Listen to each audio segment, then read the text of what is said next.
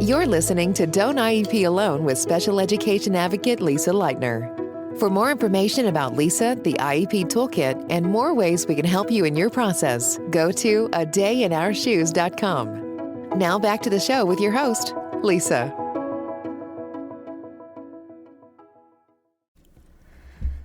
Hello again, and welcome to Don't IEP Alone. I'm Lisa Lightner, and this is my simple little podcast about IEPs. Today, I will be brief again, and I want to just say a couple of things about ESY, because for many of you, the school year is wrapping up, if it hasn't already, and you are thinking about ESY.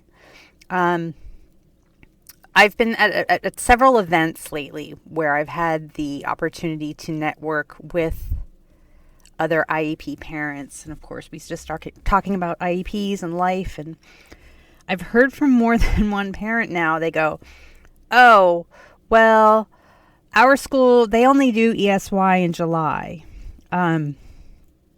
Yeah. So that is not individualized.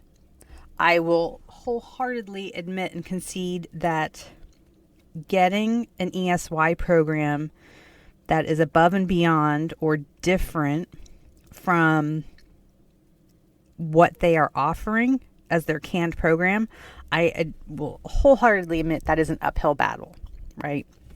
Because not many people challenge the status quo. It's this whole, this is what we do here kind of thing. But it also violates the main principle of IDEA, which is individualized. So if they only offer the same IEP or the same ESY program for every IEP student, that is not at all individualized. So if your child needs more or different, you have to ask for more or different. They're not going to offer it. It's easy for the school to just say, this is our ESY program. It is only in July. And that's it. Some kids need more or different.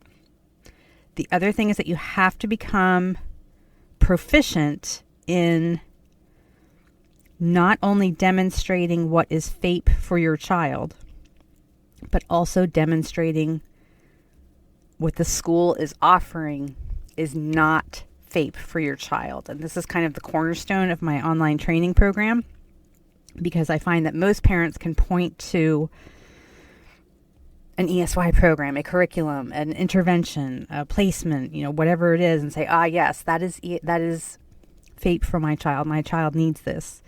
But at the IEP table and in writing, more importantly, with your data and documentation, you need to be able to demonstrate why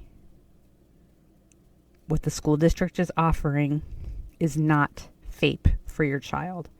So if you do want more help with that this summer, maybe thinking about doing my training over the summer, maybe sitting poolside listening to me ramble on about IEPs, but not just ramble on, but give you a solid strategy of how to attack it next fall.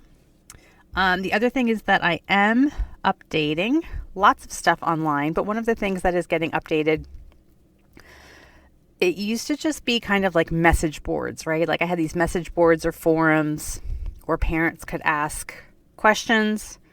They do ask questions all the time. And we have several advocates on there who answer all of these questions, which is great. It's a great service. It's a great, bit of help for the parents who need it. And those who get help there are very grateful for it. But I'm also trying to build out more around it to offer that village for parents. So now we have really expanded into state-by-state clubs. Of course, our California club is the largest. I would expect that. Our Michigan club is actually decent sized, and it has one of my favorite advocates from Michigan. It's the one who started it. The dyslexia club on there is one of our larger clubs. If you want more information, just go to village.adayinourshoes.com and you can see all the information there. And there's just so much that you can do on there, again, as we're building it out. Because what it also offers that social media does not is, first of all, it's a better way to organize this information. You know what it's like. You see a Facebook post, and even if it's informative, like, how do you find it later? Unless you save it. And then if you're like me, you end up with like 500 saved posts that you're trying to find, and that's not even really helpful. So it is a better way to manage the information. The other thing is that you can upload pictures, you can upload PDFs, and things like that, which is not always possible on social media. So anyway, definitely check it out, village.adayinourshoes.com. And please remember, I for individualized.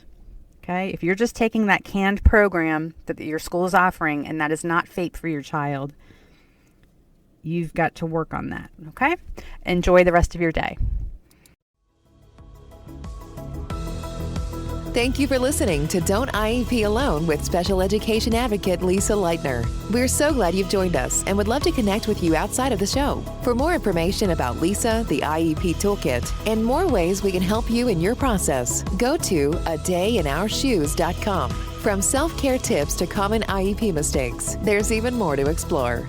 Don't forget to rate and review the podcast and subscribe to never miss an episode. Until next time, don't IEP alone, and you don't have to.